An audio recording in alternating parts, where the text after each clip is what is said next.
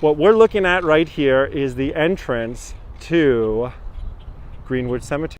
And we are up on the Gowanus Heights, the old Gowanus Heights. And this is the entrance that we would have been able to see, not at the time of the opening of this cemetery, but by the 1860s, this will be here. And it will welcome not just those who are seeking permanent residence in the Greenwood Cemetery, but also those many, many thousands, and actually by thousands, I mean hundreds of thousands, who will come here and visit.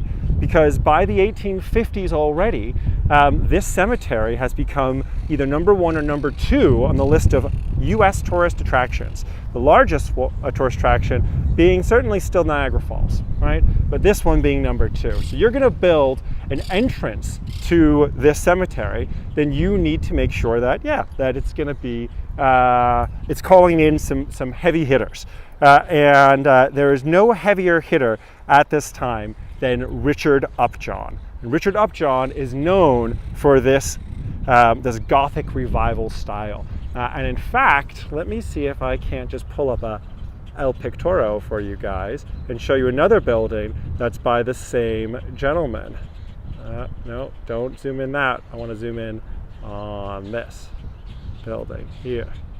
And hopefully you guys can now see this other building which is shown up on the side of my picture, and we're kind of comparing it. And if you don't know what that building over on the side of your picture is, what that is none other than Trinity Church. Trinity Church down on Wall Street and Broadway, because it's the same architect. That's right, it's Richard Upjohn. Now, the first Trinity Church was burned down in 1776, a year we will talk about again, because that is the year that the British will take New York out of Washington's hands, starting with a battle where we are now, where we're going to walk the old lines, the old pickets of the American Revolutionary Forces. And then the Trinity Church is seeking some remodeling in the 1840s, and they actually get Richard Upjohn to do the remodeling, and he sees that there's so much damage done to Trinity Church by a recent snowstorm, he actually just recommends that they tear it down and build a new building, which we ended up, seeing there. They're kind of cousins, that Trinity Church and this entranceway here. So Trinity destroyed once by fire and once by ice. It's kind of like a Game of Thrones, start of a story, but you can definitely see the connection. Now, what you're hearing are those monk parrots, those parakeets. Let's go inside and enter just like so many other people would have done. 500,000 a year, in fact, entering through this space.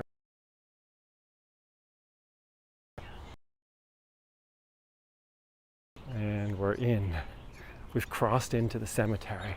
And as we go through that magic kind of gate, let's turn around and take another look at it, because we've now separated ourselves from urban Brooklyn. We are in the middle of Brooklyn, and we've just crossed onto 478 acres of space here in the middle of Brooklyn, which is this both cemetery and rural park, rural cemetery. An idea that had started in France, the idea of building cemeteries outside of the main city that you would go and travel to, rather than being buried in the churchyard of your church that you had gone to your entire life. Now, in New York, this becomes a popular concept by the 1830s because they were afraid that actually some of the bodies that we were burying in, let's say, Trinity Church's cemetery was affecting the groundwater, that there was this, release that took place, and therefore it was healthier for the city not to bury bodies directly inside any longer. And that's kind of opens up the path for Henry Evelyn Pierpont to then bring his true dream of building this space to fruition. Now, let's look really quickly up here at the top of this main tower, and let's see if you guys can spot what I'm looking at up here. Whoop. Now, there's a lot going on this morning up around this tower. Hi, Diana, and so sorry for not saying hi right away. Thank you for being here. I really appreciate it. It's good to see you. What you see up there in the tower, give me my finger. Where's my finger on this? There it is. There's my finger. all in here, that's where you've got 50 pairs of these monk parrots, these parakeets, who are living up there. And this morning I've seen crows trying to get in there to the nests. I saw a red-tailed hawk sitting on one of those finials, kind of sticking up and like waiting for the monk parrots. And the monk parrots were freaking out. They're flying all over the place from all these other trees and dodging and diving and very, very much defending their territory. Now, that's exactly why the cemetery wants those monk parrots here, go figure, because they defend the space. They're very, very, very territorial birds, and they chase off other birds. They're not chasing off the red-tailed hawks, I'll tell you that, but they are chasing off the pigeons. And why is that so important? Because pigeons poop a lot, and pigeon poop has a sort of acid inside of it, which is specifically bad for brownstone and really makes it deteriorate fastly. That acidic pigeon poop breaks down the stone. So we'd rather keep the parrots, have a little parrot poop, than pigeon poop, that for sure.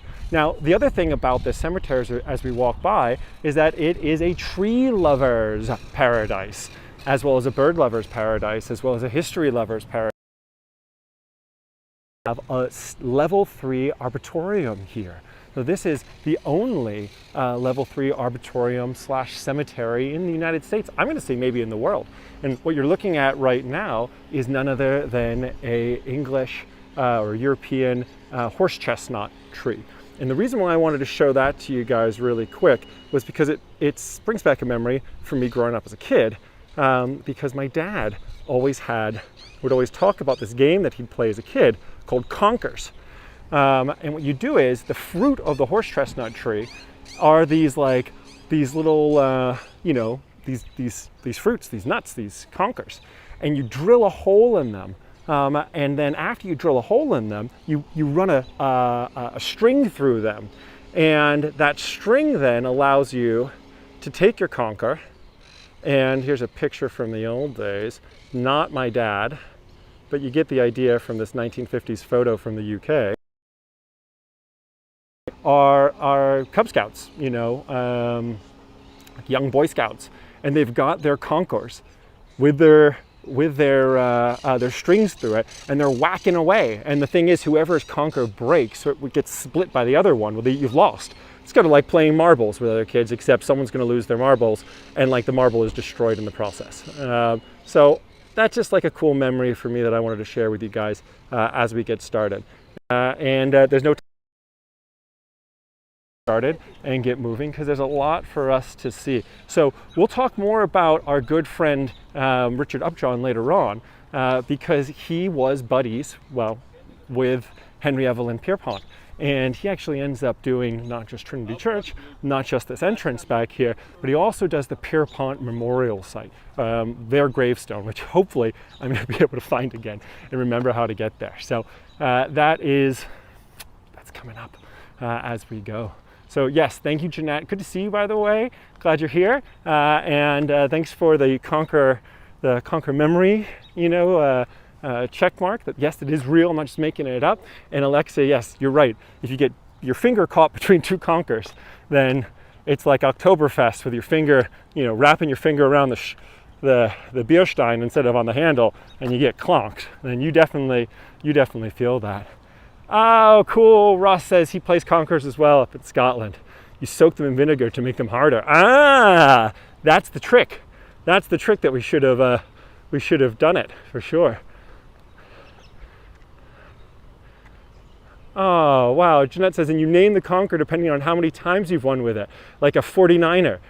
Yeah, it's the victory conker. Oh, that's so cool. Okay, so I want to show you the next thing that we're looking at here. And what we have here is we're going to see so many obelisks as we pass through this space. Let me just give you a quick round view as I start to tell you about this one particular obelisk, which is now right behind me, because it is the obelisk to the Great Fire, or the Theater Fire, of 1876. And this was a Brooklyn theater fire that starts when a piece of the scenery at a at a local theater, housing 1,000 participants who are watching the show, as a piece of that scenery starts to catch fire. And if you think back to the old days of pre-electricity, right, before Thomas Edison's here and laying electric work, if you wanted light in a theater, there were only a couple of ways to do it. Well, you could have a chemical reaction using lime that would then be reflected, that kind of phosphorus reflected off of shiny material like bronze or brass, being in the lime light. Braziers that would be, with open flames placed around a theater, and again reflecting the light from, so that way see the actors as they are up on the stage. Now, in 1876, Kate Claxton, who was a famous American actress from the time, is up on stage, and one of the other actresses comes up to her and says, "Hey, look, I think there's a fire." Because I can hear the stagehands are talking about it in the back. And sure enough, they look and they see this part of the tapestry had come down and was on fire, and the stagehands were trying to get it down and move it. Just to answer Alexa's question real quick, what's the old-timey trolley there? It's a COVID not friendly trolley, which usually there'd be trolley tours here, but right now they're not running. So, well, the fire is starting to get going, and the audience is starting to freak out, and the actors come up on stage and say, "Hey, listen, everyone be calm. It's all under control. We're not gonna freak out, but it's time for everyone to start slowly evacuating the theater." And as they opened up the side doors to let people start to leave, not expecting this, huge gust of air comes in to the theater as the side doors provide extra ventilation. And this then fans the flames. So the flames really burst out. This is when people start to panic. Now, almost everyone is able to find a way to escape, but the people who are up in the upper balcony only have one way in or out, one staircase. And they start to rush the staircase, someone trips, they fall, other people fall on top of them, there begins to be a crush. Has collapsed. Now, they'd hoped originally that there weren't that many fatalities, but it turned out when they, pulled back the burnt building, that sure enough, that 278 of the 1,000 people who were at the theater that night had perished. And here in the space below this obelisk, you have 108 of those victims of the fire whose bodies were so badly burned they were never able to identify them, or they didn't have money to be able to, their families didn't have money to be able to claim the bodies to be able to then properly bury them. So this is a memorial space to those people. Yeah. Right, and it's a great view because we are up on the Gowanus Heights up here, which gives us this amazing view. Here we've got some memorial stones to the Burr family. You know what, let's go this way instead for right now. This is what I want to show you guys over here, I think, first.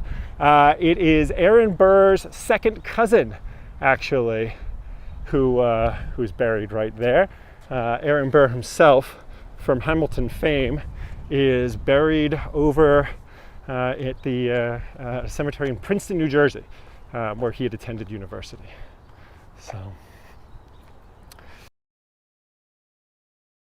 yes, the bus is used still, but not right now because of COVID unfriendliness. So we can't see that at the very moment. Yeah, Alexa, definitely a recipe for disaster. Yeah, 108, Diana. It was a disaster. It wasn't the largest disaster that New York had seen by that time. The number one disaster still was the sinking of the General Slocum, that ship that had been holding those the early American German residents of the East Village, and unfortunately there was a disaster there. And that was the largest disaster in New York history until we reach 9/11. Yeah. So, well, I'm going to take, this is the only way that I figured out how to get up here. So I'm just going to take a quick like quick side.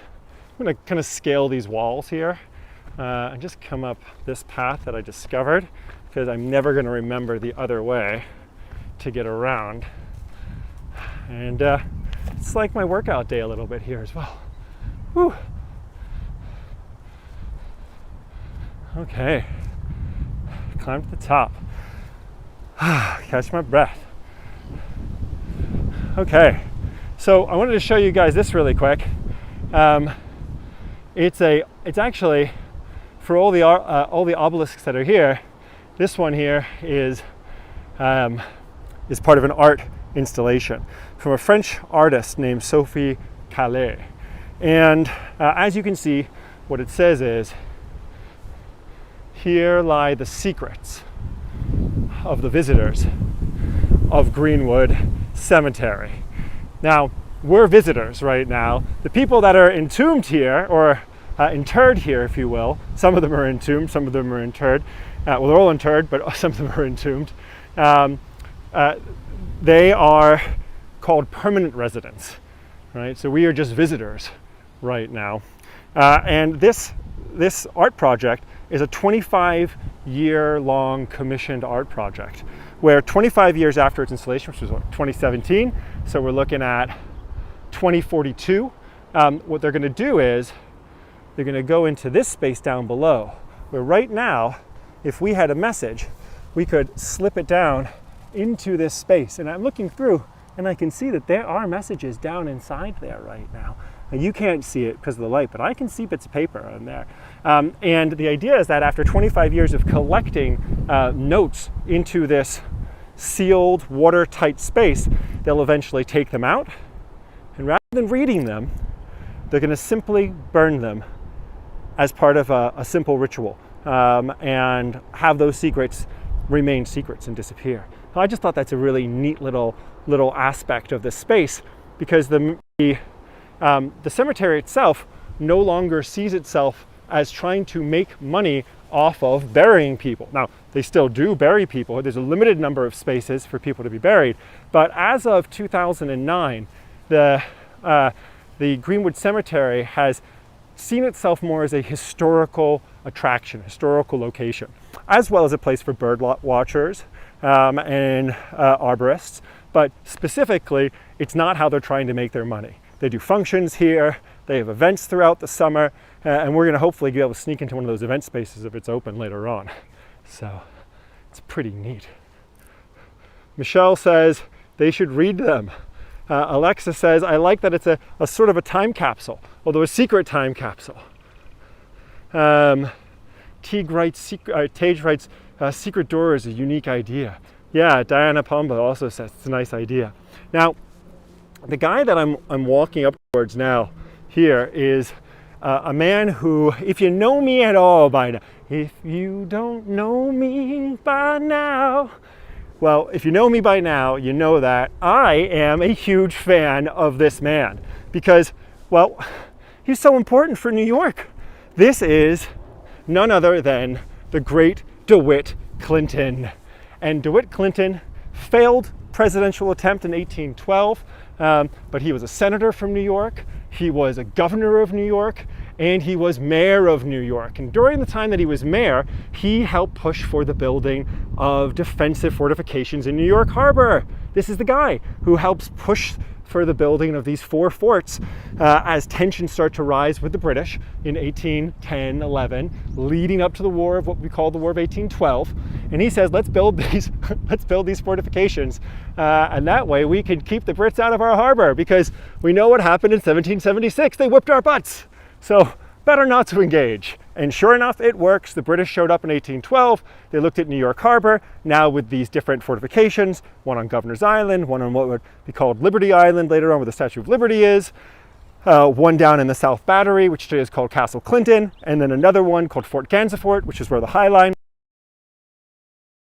sail past. And instead, they continue to Washington, D.C., where they go on to burn down the White House. So, DeWitt Clinton, hero of New York. But really, that wasn't the most heroic thing he ever did. The most important thing that he did was build the Erie Canal. And the Erie Canal extended the Hudson River all the way to Lake Erie. And this meant that if you wanted to ship something from Chicago to London, or from, you know, what have you, Lisbon to Chicago, then the best way to do it was to go through New York, which meant you had to bring those big transatlantic seafaring ships, unload all their stuff, put them on boats that could head up the Hudson River and down the Erie Canal, and that just made a lot of sense for New York. A lot of money came into the city because of it. Became not just the trading or shipping center of the US, but it became very much the financial center of the US. Michelle asks, any relation to the other well-known Clintons? None, not at all. In fact, Bill Clinton was adopted. So there would be no blood relationship there anyway, because Clinton was not his original, you know, heritage. But they're also not connected to this particular guy. Now, ironically, if DeWitt Clinton helped save New York, not just once, not just twice, he helped save this cemetery even after his death. Because in 1828, when DeWitt Clinton dies, he is a poor man, right? Which made him kind of a hero, because here you have this politician, this vastly successful politician, this guy who was one of the three main politicians for New York City.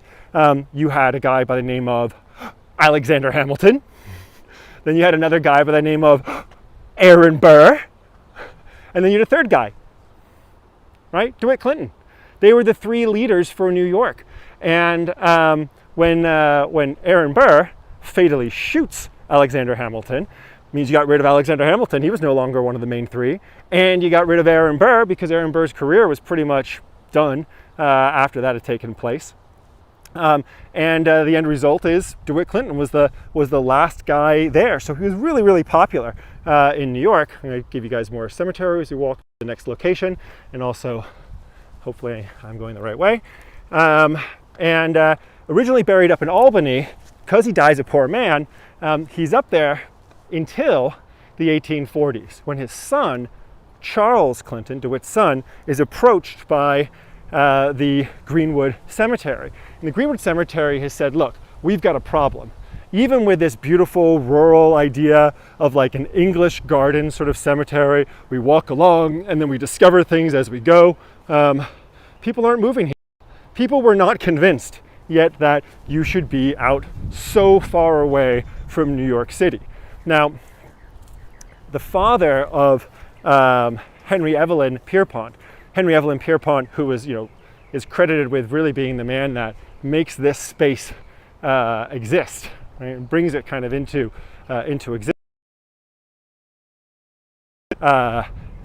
Whose name was Hezekiah.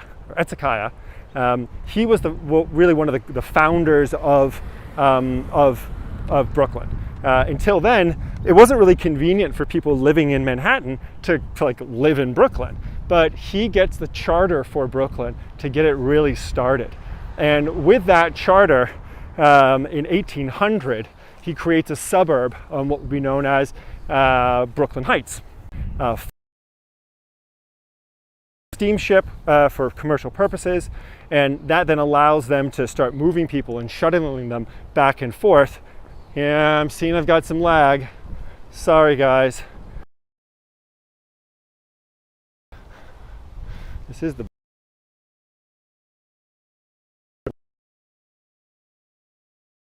thing. I tested it out. One of these SIM cards was going to be the better one, and I can see that this one is now the lagging one, where the other one was previously the lagging one. I don't know. All right, I can see that it's gone now again, so should be okay. Right, all right, so back to DeWitt Clinton. And basically what happens is that just like a fancy club in New York today, they realize if you want people to show up in your cemetery and make this their final resting place, then you really gotta bring an A-lister to show up. Oh, Tage, God, I'm never gonna learn, Tage. Thank you so much for the super chat, brother. I incredibly appreciate that, man. Awesome, thank you, brother. That goes to supporting more live streams like this and others by other guides. So much appreciated. So So yeah, so they get DeWitt in here. And DeWitt was a hero, like I said, because he was this great New York politician and he had died poor. And everyone was like, clearly he wasn't ripping people off, not like Tammany Hall and Boss Tweed, you know, and those thieves. Like he must be a good guy because he had not died wealthy. And so he gets brought into the cemetery. And when he does, it really turns things up.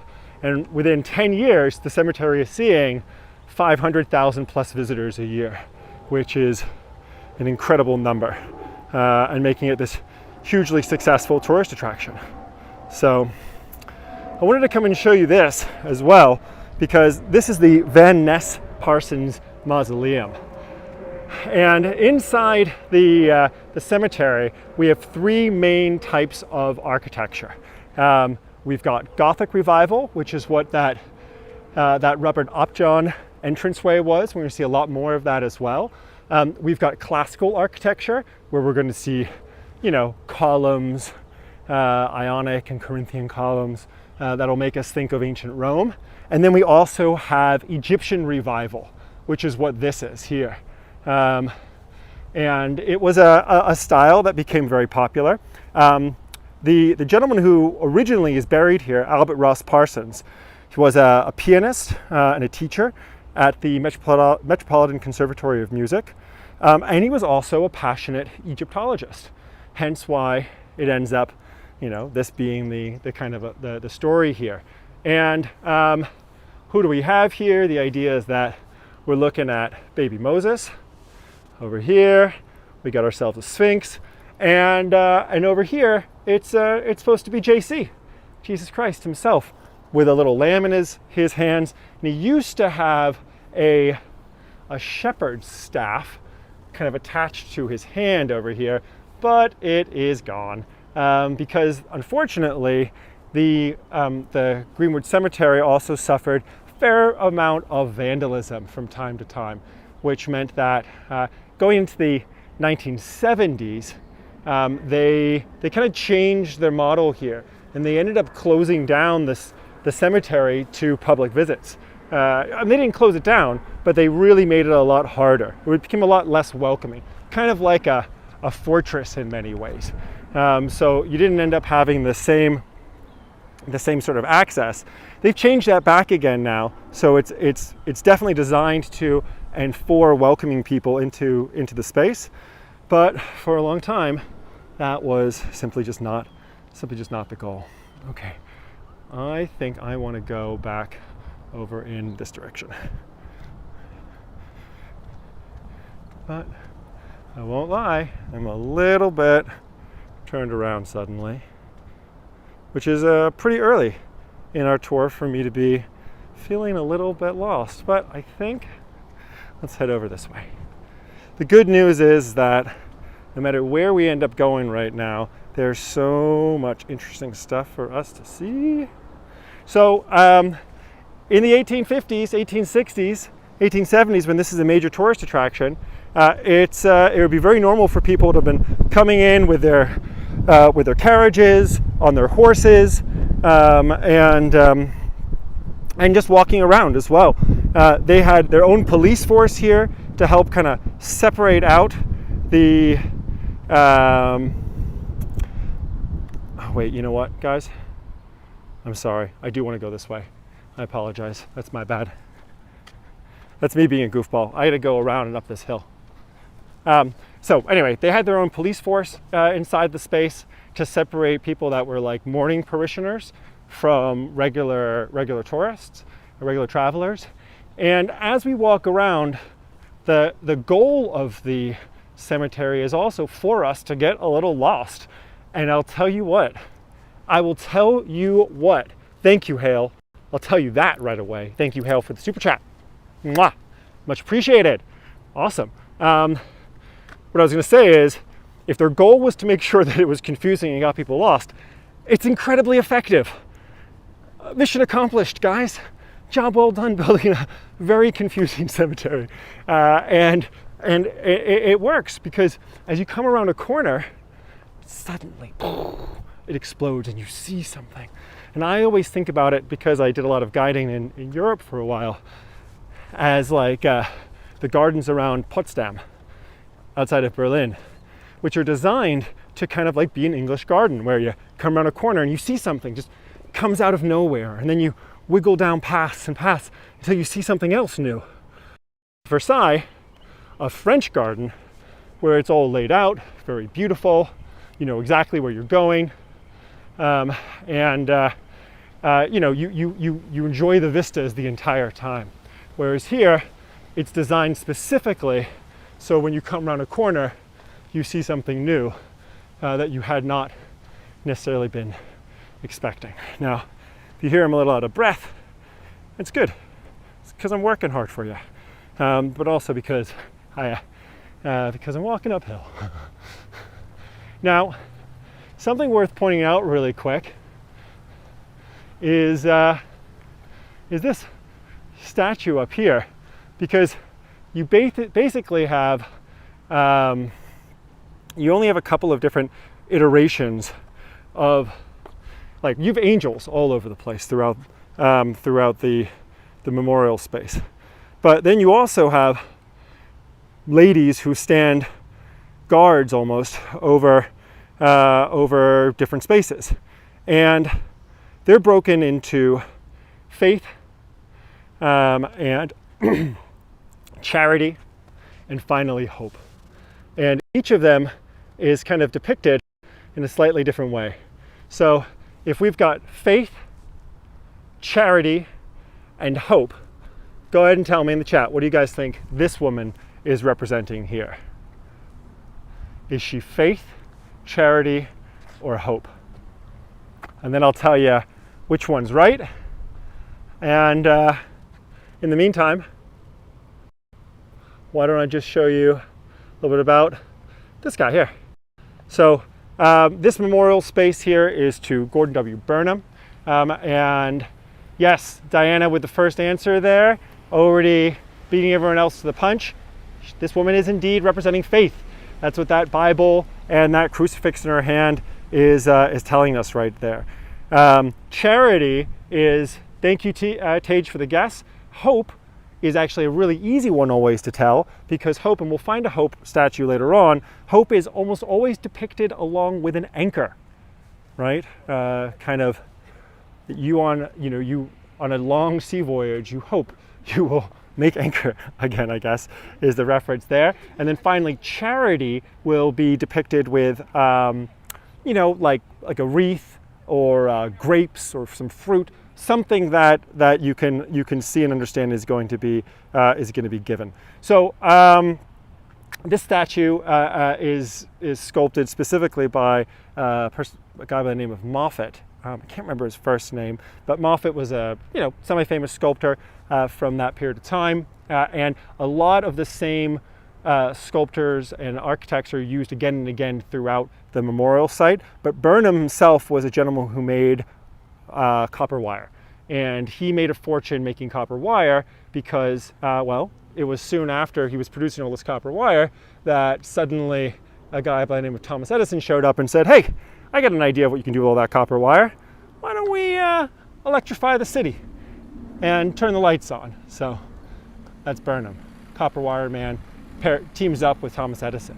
And when you walk around this space, it's hard not to feel like it's really a who's who of New York celebs. Because once they got DeWitt Clinton up here and reinterred him, everyone wanted to be buried in the same cemetery as DeWitt Clinton. And then, of course, with all the famous people coming here, you could never hobnob with the rich and famous when they were alive, but you could come and hobnob with them once they were dead. So, of course, it becomes a major tourist attraction. Now, what I'm showing you guys here right now is the Civil War memorial to the fighters from New York City who fought, of course, to preserve the Union. And the irony here a little bit is that when this monument is built, it's built here in Brooklyn, which is a separate city, which is not the city of New York, although this is, the memorial to the New York fighters. And you had 148,000 New York soldiers. Oh, Diana reaching out from Mexico City, thank you so much for the super sticker. Really appreciate it. It means a lot. I really appreciate it. Thank you. So this memorial already being considered as early as 1866.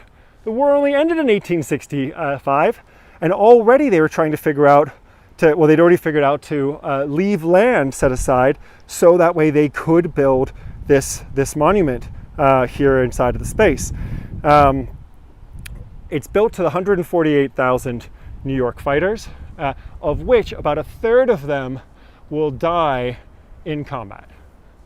Another third of them will die from secondary causes, like illnesses, like camp illnesses, cholera and yellow fever outbreaks and things like, well, I guess it wasn't really yellow fever, but cholera, dysentery, things like this. And then the last third of the New York soldiers, they'll actually end up making their way back again, either to New York or, well, you know, the irony of it is that a lot of the soldiers that New York sent down to fight in the war, they were not really New Yorkers yet. They'd only been in New York for maybe a few minutes before some of them were offloaded off of ships coming from Ireland and then given a hot meal and their commission and put back on a ship headed towards the front. So at the end of the war, many of those quote unquote New Yorkers just stayed where they were down in the South and never came back again. So land set aside first in 1866, and this was built in 1876, just 10 years later. And you can kind of get a feeling of the view that they were aiming to give to these soldiers as they would look back across the East River. And you can see, if these trees weren't here and these buildings weren't here, well, you can see that New York was starting to build there in the distance. So here we are in this middle of this 478-acre plot of cemetery, and yet we're still able to, at moments, have that English garden escape upwards and outwards from the Gowanus Heights to look out across the Manhattan skyline over there. So really, really, really special and beautiful. Well, we were just talking about the Civil War, but why don't we talk about another war? Why don't we talk about the American Revolutionary War?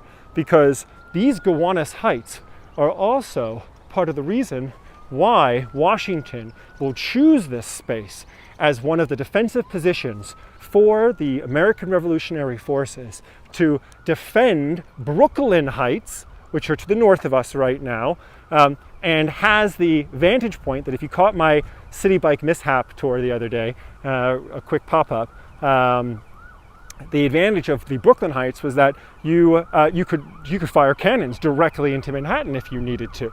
So wow, you got to protect those. So Washington had set up his troops along this line to be able to stop the advance of the British forces. Now, I'm not going to go into deep views or a deep time of discussing the Battle of Long Island, but it's worth us spending just a couple of minutes on it because, of course, we also have a crossover in that we have a little mausoleum here to a gentleman by the name of Higgins.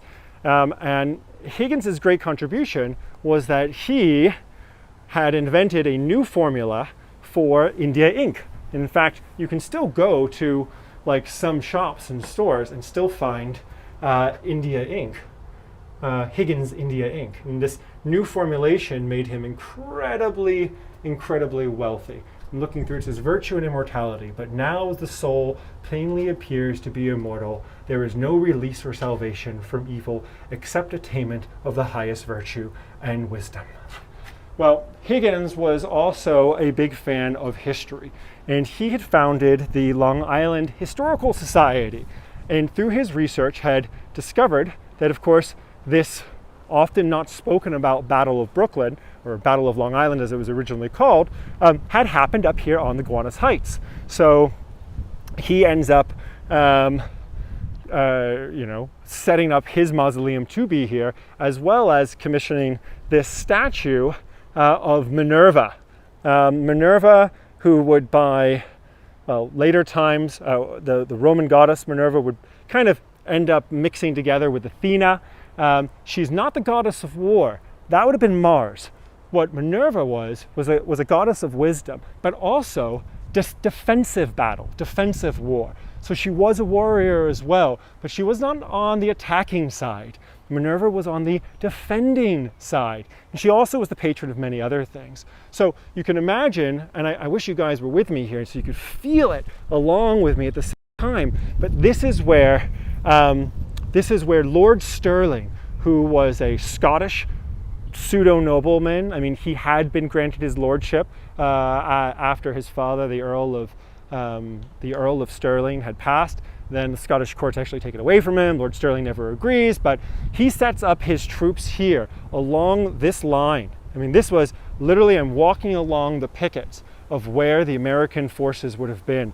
And they had their troops pushed all the way down this hill, this rolling hill, to make it hard for the British forces to advance. They would have been coming from this direction, okay? And behind us right now, you have Brooklyn Heights in the distance. Now, after the siege of Boston drives the British out of Boston, Washington moves his troops down from Boston and sets them up here in New York to await what he expects to be the British eventually showing up here. And sure enough, that siege had ended in March of 1776. By August of 1776, the Brits have arrived and are offloading tens of thousands of troops onto Staten Island, which was sparsely populated, easy for them to take, and they use that as their setting off point. And in August, by August 26th, the British have already been ferrying troops across the Narrows to a position in what is Long Island or South Brooklyn. And good morning, Jill, welcome. And they are marching in this direction. Now, the British troops at this time, they were the creme de la creme. They were the best fighting force the world knew, and the largest fighting force that the world knew. They were bad A's, like seriously. And they were able to get off 4 volleys of shot, while the American counterparts would only maybe fire 1 time in that same period of like a minute or so. So let's say the Brits could fire 4 repeated times in a minute, because they were that well trained. And they started to advance towards the American pickets here. And what they were doing was they would have a regiment march up and fire, and then just step back and retreat or return to their original position, as another regiment would step up and then fire, and then retreat, fire, retreat, reload, fire, retreat, reload. And that happened again and again. And guess what? Lord Stirling's up here with his troops, and he's thinking, this is going really well. We are getting them to suffer like major casualties. They're really struggling right now. But little did he know that throughout the night, there were 4 passes to get through the Gowanus Heights up here. And one of them was the Jamaica Pass. And of the other 3 passes, they were defended by hundreds of troops, the main force being here. This is where we thought they were going to come through. But the Jamaica Pass, a loyalist, someone still loyal to King George III and the British, had told, even though they were living in the colonies, had told the British that there was this other poorly defended pass. It only had 5 officers, 5 militiamen officers on horseback, and them thinking that the approaching forces coming towards them on the Jamaica Pass were actually American soldiers. They go up and say, hey, what's going on, guys? How's it hanging? What's the good news? Uh-oh, turns out they were British. They're captured, never able to sound the alarm that the Brits had been marching through a night march, 10,000 soldiers around this position where Lord Stirling had his pickets set up. And it's not until later that day that finally, after a few hours of this exchanging of volleys where the British are suffering so badly, that Lord Pickett hears these signal cannon fires that tell the British troops, mixed with German Hessian mercenaries, that now is the moment. They're in a pincer move, and the American troops are stuck with the advancing, highly trained forces in front of them, and cannon fire, and another 10,000 soldiers pushing up behind them. The American poorly trained troops and poorly led, in most cases, troops start to break rank. The ones that were down this hill start to run. They're heading back towards Brooklyn Heights. But it's here, in this space, that what would come to be known as the Maryland 400. They were only around 260 to 270 men, but go figure, right? Because they did such an incredible job, they must be even more than that. The Maryland 400, they stand their ground here, allowing the other troops in a hasty retreat, maybe even a bit of a rout, to escape. The Maryland 400, or like I said, those 270 men, we know that it didn't go well for them. Because finally, after they held their position here as long as they could, they retreated back in this direction to a clearing where they are slaughtered by another group of 10,000 Hessians. Only 6 men survive of the almost 300. Only 6. 5 of them officers, 1 private. And those officers are then traded, including Lord Stirling himself, who is taken prisoner by the British.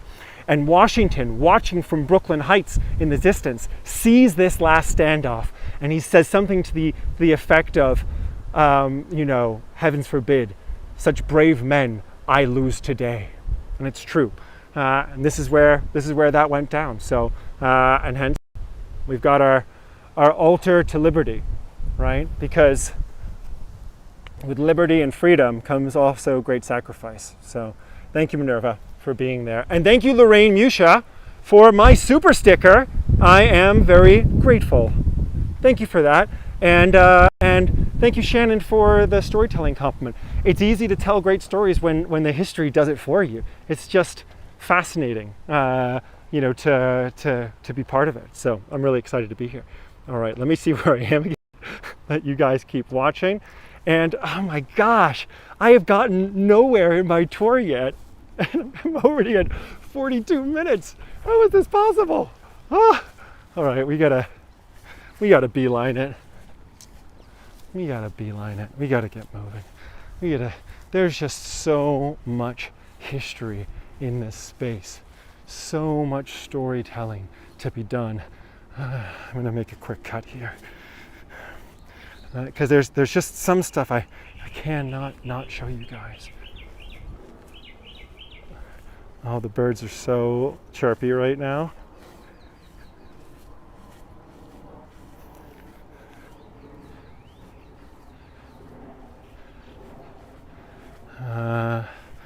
Over there, no. It's little. I was thinking about taking you guys over to see Charles Ebbets' grave. Kristen, I thank you for that suggestion. Christian just said maybe we do a part 2 after a short break, and I don't think I'm going to do that this time because I really do believe in you guys who are here. Well, look, if I really respect you guys needing to have your own time, and I don't want to steal your Sundays, but I do want to spend time with you and show you stuff.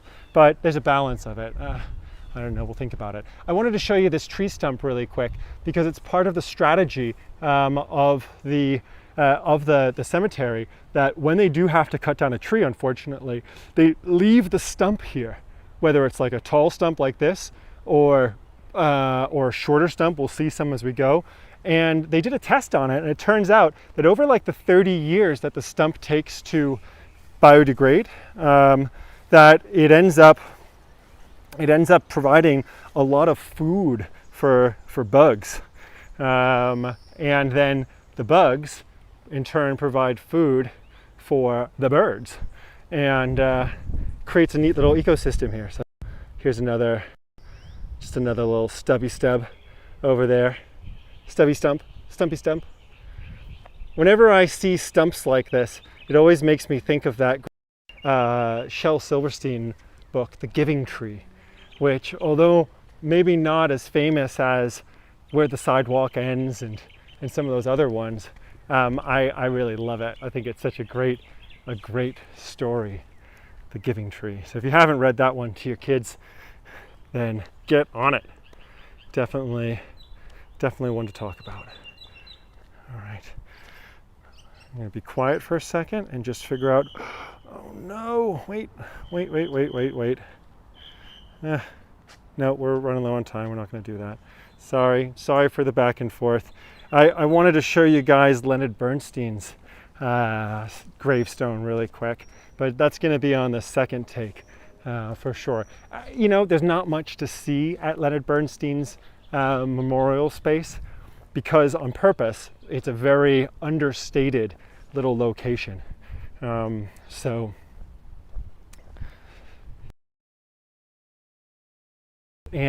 it's ironic, like being here in the day. They also do like night tours. People that will not come to at night, or even come even close to this entire potential for ghosties. Although I don't have any great ghost stories right now for you. Check over there, or do we go over here?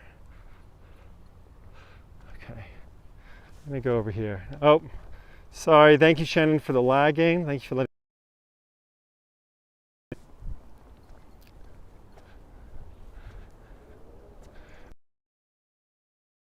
Of hope or anchor, but you can see also getting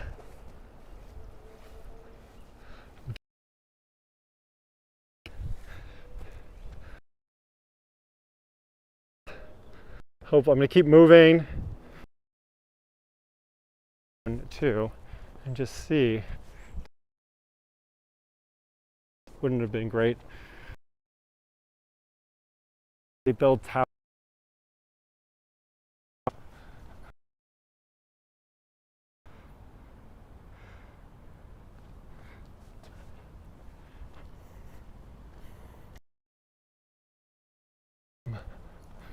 What?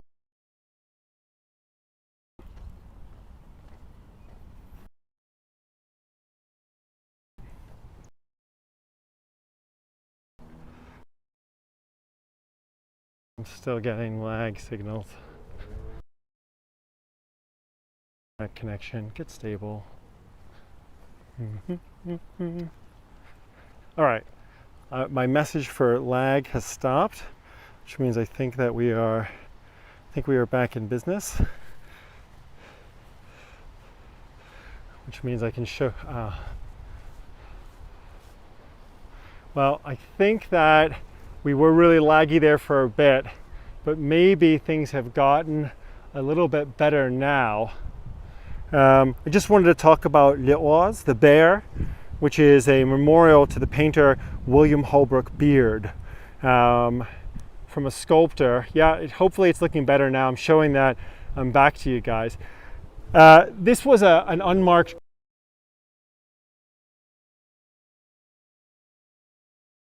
2001 donated this statue and the money needed for this gravesite space to this once very famous American painter who is famous for this picture. Some of you guys may or may not recognize. Let's make it a little bigger. And this is the famous picture of the bulls and the bears fighting on Wall Street in front of the New York Stock Exchange. And Beard was the artist who did it. So he had an unmarked grave, and another famous recent artist said, "Oh, that's not right.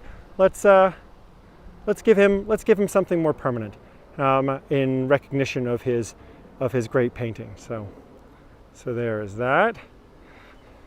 And I actually haven't been over on this side yet. And there's another as well. Whoop. Real quick.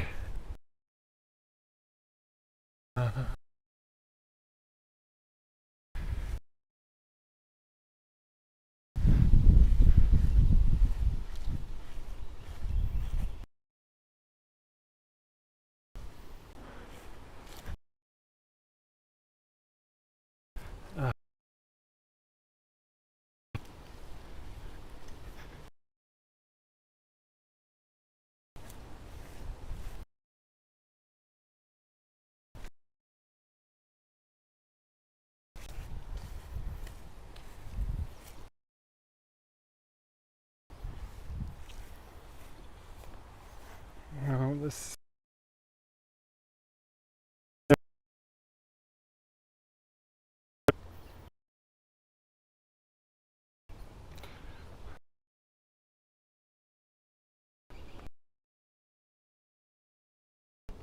I'm just gonna beeline to where I want to end.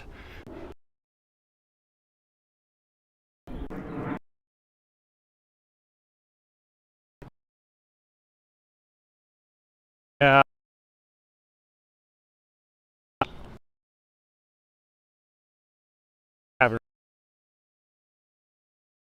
Not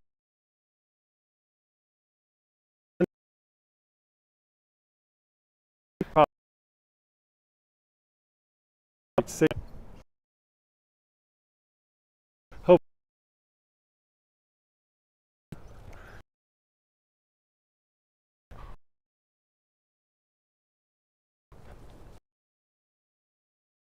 appreciate you. We're gonna be together. Be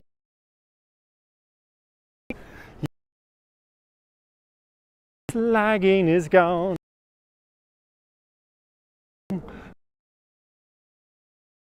Gotta go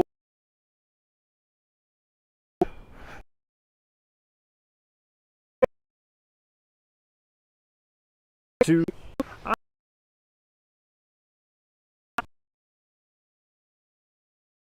ghost.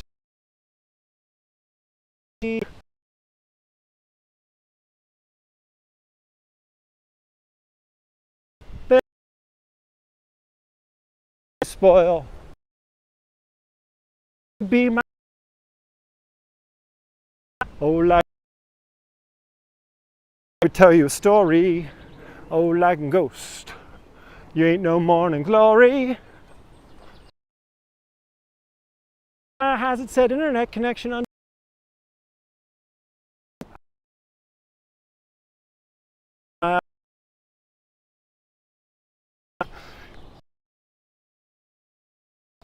This is tough.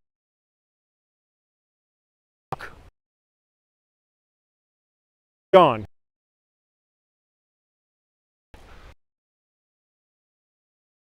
Ghost be gone. Ghost be gone. Back internet. It's now. And I promise I'll do something. Babies? Babies. I don't know what you really.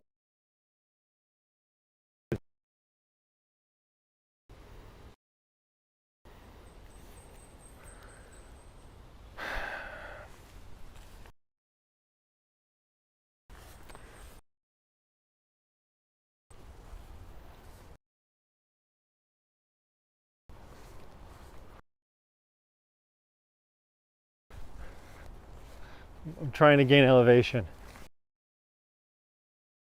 Michaela, vielen, vielen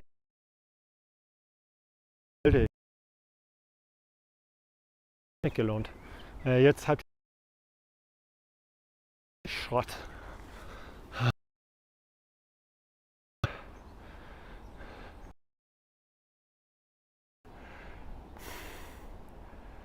If you guys are still getting lag right now, let me know.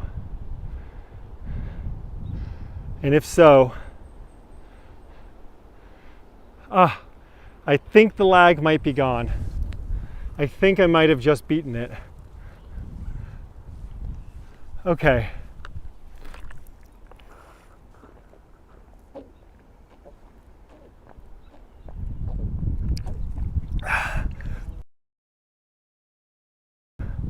All right, great.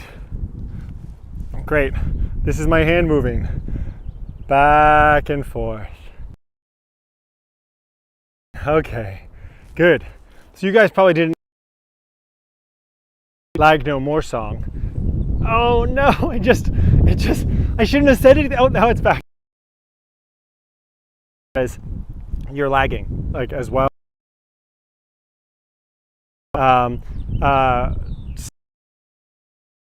What it is. So I'm gonna call it a day, and I'm gonna put this up on the internet so you have the whole Lagging Ghost song. And Michaela, I don't know if you heard me before, but thank you when you made. Thank you guys very much for that over on I know, right, Diana? Like, Diana, I'm just trying to like get that plane that just went overhead. Is it possible that airplanes mess with my... All right. The heads up, you heard some of that song? Uh-oh. Well, I promise I'm Sandeman. I want... Bye, Diana. Thank you for being here.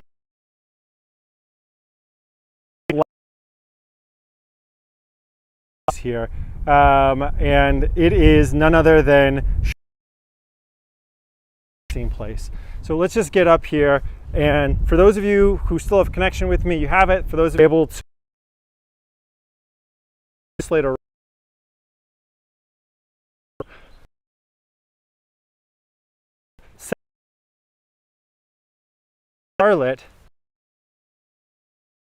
Charlotte's aunt had recently...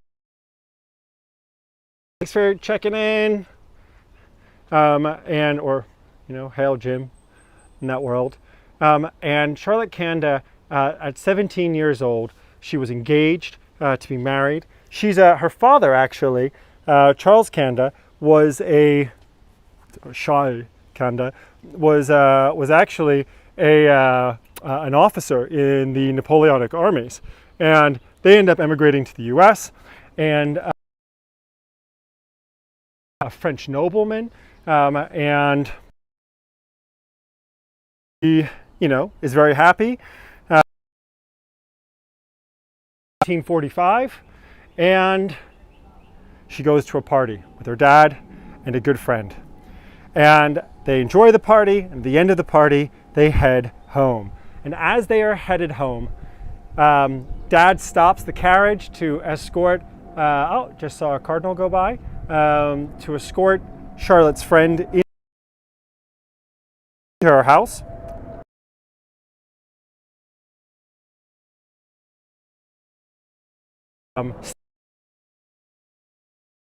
And now it's just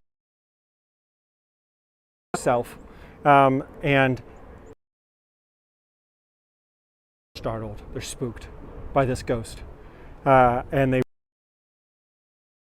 street where they turn the corner fast, the carriage flips, Charlotte is thrown out of the carriage, she smashes her head against something, and her father runs after to hold his daughter as she expires in his arms. In fact, it was her 17th. She had been, at the same time, she'd been designing a memorial for, or designing a final memorial space for her aunt, her father. Finds these notes and ends up using them to design actually Charlotte's own memorial space, which is this one right here. Now, as we sneak up here and just show you guys some of the inner workings inside of this space. You can see around her head she's wearing a wreath of roses, 17 of them in fact. You have this star floating up to the side showing kind of like her immortality. The fleur de lis is heavily pictured inside because of the French heritage. And then you've got Charles Kanda, Charlotte Kanda, Adele Kanda. This is actually what they use. So the space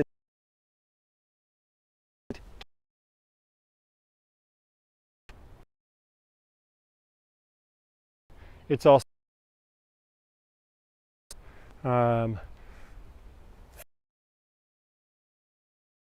you have the last little kind of set as we come towards the end here. It all say La Marie, right? La Marie takes his own life. It's a crazy. See her fiance's grave because the along here ground. This whole one religion, it's non-sectarian in that way. This was consecrated Catholic ground. To look at this building behind it, or this mausoleum built in 1875, some 30 years after Charlotte's death, has nothing whatsoever to do with Charlotte Kanda. It's not a Kanda-related memorial or mausoleum. What it is, however, from this gentleman Dewey, was by this point already, by 1875, this memorial space where Charlotte Kanda was buried was already one of the most inside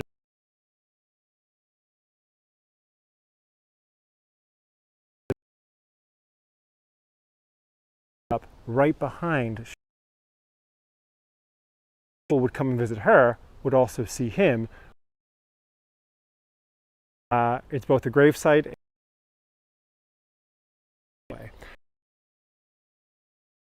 and frustrated walking my way of the graveyard now and gaining some stable location again. I'm going to say goodbye to you. Now reached my hour plus for together with a poor internet connection. Thank you for that feedback, Shannon. That tells me a lot what's going on. Hi there.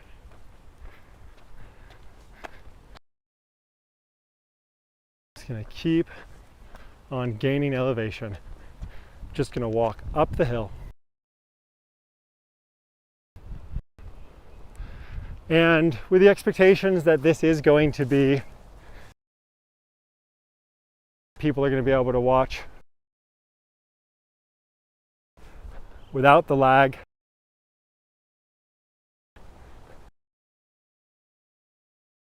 This is very pretty.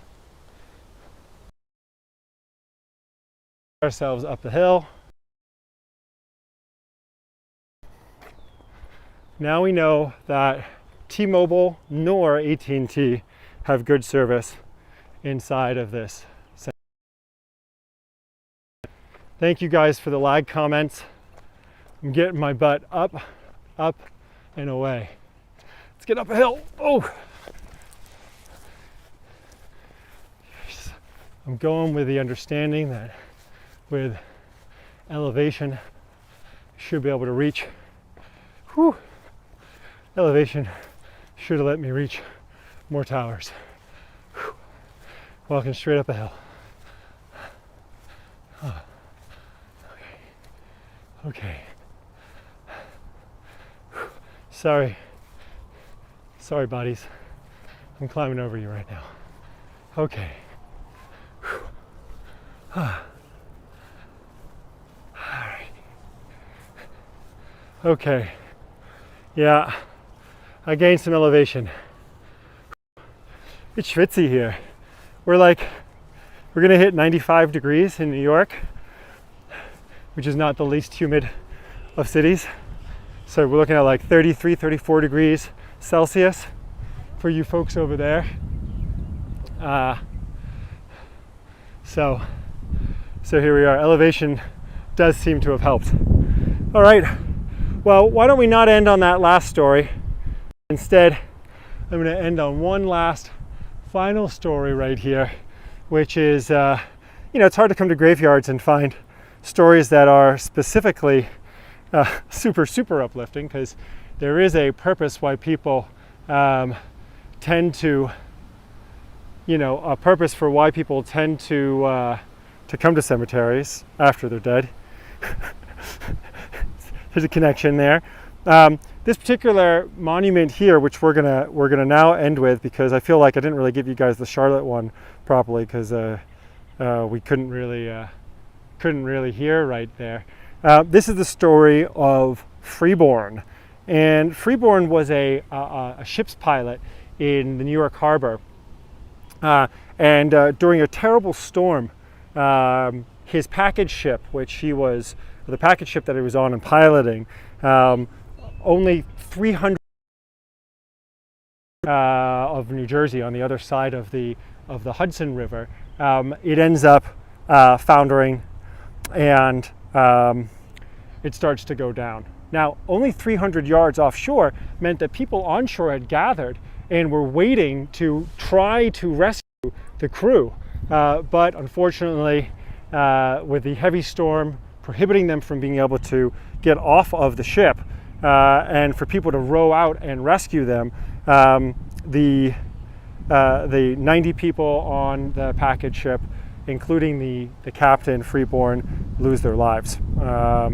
And they, frozen bodies start to wash to shore, even as people are there waiting, still trying to rescue them, because people are just pulled off the ship and thrown into the water and eventually will wash up. Now, this memorial that you see here is not from the Freeborn family. It's actually raised by other ship's pilots who, in New York Harbor, say, well, one of our own has passed, and they set up this space so that way you could look straight back out again into New York Harbor.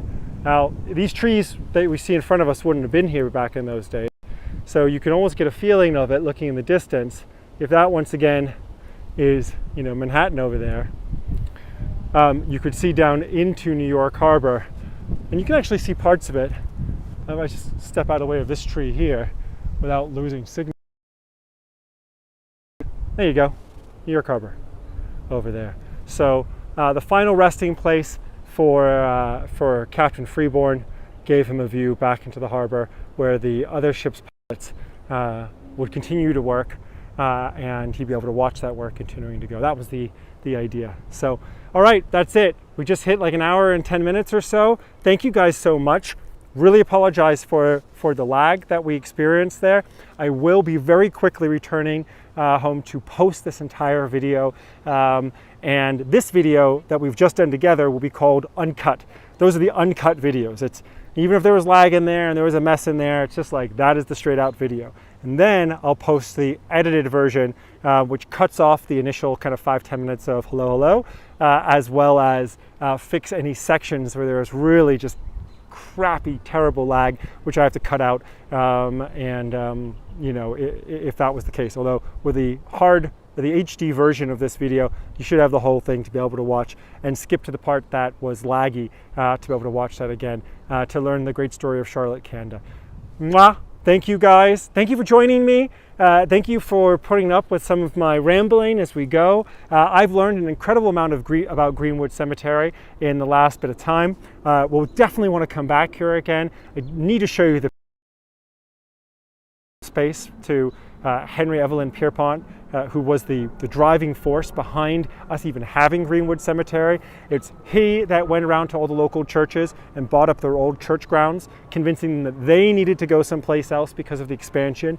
It was he that was in charge of the planning commission and made sure that no streets were planned in Brooklyn to go through this section, not telling anyone that he was planning to have a cemetery here, just we're going to build the roads in a different place.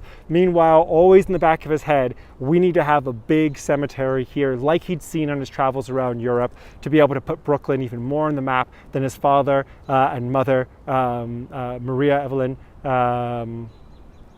Pierpont, who was the matriarch of the family. We'll go and we'll visit that space. We're going to go and we're going to visit the chapel here. We're going to see so. Thank you very, very much. Michaela, thank you. Shannon, thank you. Rebecca, thank you. Alexa, really appreciate you always showing up and being here. Tage, brother, couldn't do it without you. Really appreciate it. Guys, have a great Sunday. Enjoy the rest of your weekend, no matter if it's already Monday. Lorraine says there's no sound now. You gotta be kidding me. I got mic on. I don't know. Maybe you hit mute, Lorraine. Who knows? But hopefully you guys will see all that. Yes, Kristen, I'll get a selfie at the gate for sure. And if you can't see, really, there's no sound. Does anyone else have no sound? Or is it just Lorraine?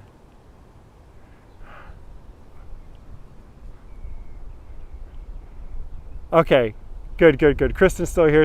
Bye, Ross. Thanks for showing up. Sorry not to get as much in as I wanted to. There's so much to see here. You guys all have to come to New York, and we're going to go do a tour together. Thank you, Tage, letting me know. Michaela, danke sehr. Okay, ich dachte, die können uns nicht hören, so war so. Juti, dann. Mwah. Ciao, guys. Enjoy. Have a great, wonderful rest of your day, and we'll see you in the week for some pop-ups. And next weekend, we're going to have a lot of things planned because we're opening up our tours again in multiple places. So it's there's just a lot going on, but I was dealing with my 25-year reunion this week, which also stopped me from having so much content as I would have liked to have had. But we're going to have a lot more content next weekend. We're going to be in Moscow for the first time. We're going to hopefully get back to Buenos Aires, although they're under lockdown right now. There's just a lot of stuff coming up. So thank you guys very much. I'll give you a small little bow. Thank you very much. I hear your applause. Kristen, unnecessary, but very grateful for the super sticker. Very much appreciate that. And it helped pay for my electronic bike back across the river as I take an e-bike back across the Manhattan Bridge to get my butt back to Manhattan. Thank you, Tage. Have a great, wonderful day. Really appreciate it, guys. And I'm just going to go silent for a couple of minutes and just give you guys in this high bandwidth zone just a minute of saying goodbye to the cemetery without any more of me talking. And with that, I say goodbye.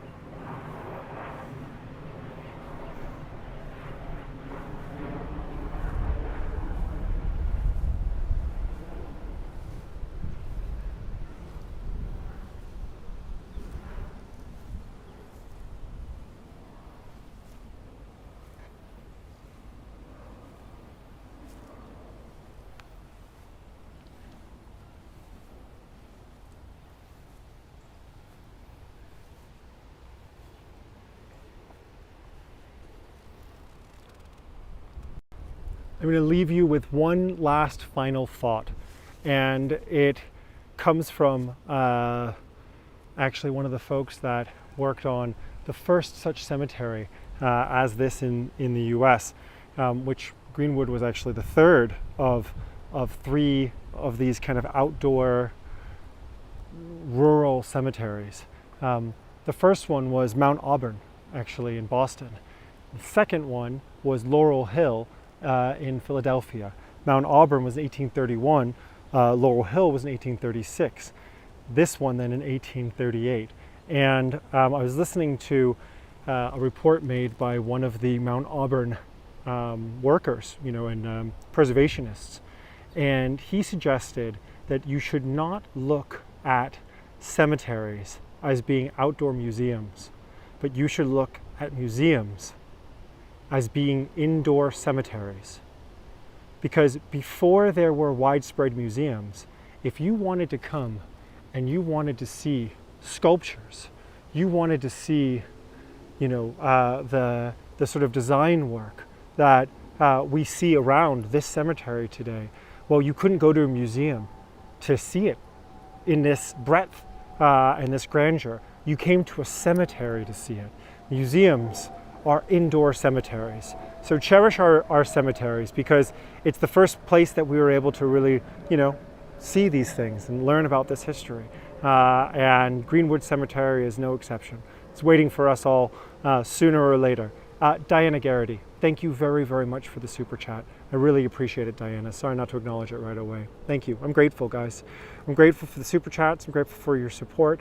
And I'll see you again really soon. Don't hesitate to make suggestions as other things that you would like us to go explore together as a community here in New York and the surrounding area. I'm very much in the study mode to be able to digest information and be able to share it, because gosh, New York's got a ton of stories to share. So thanks again, guys. Have a great, wonderful weekend still, okay? I'll see you soon.